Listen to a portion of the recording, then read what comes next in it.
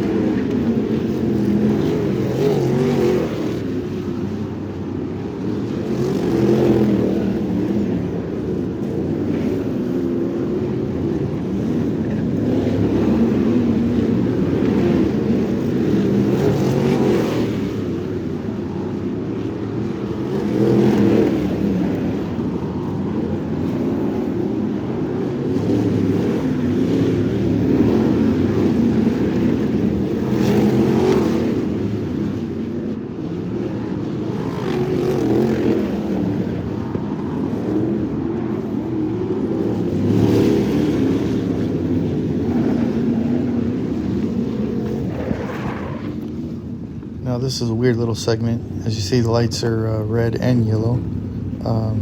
So some of us slam on the brake, get ready to stop, but with the yellow and the flagman holding only the yellow, we kind of continue around till we get to turn 3 and 4, and then we go ahead and stop because the red is out. Nobody lost positions, it was just a mistake, and we were able to get pushed off and restart in the same positions. So a little weird thing to happen, but weird stuff happens every once in a while, so not a big deal. We take it and move on.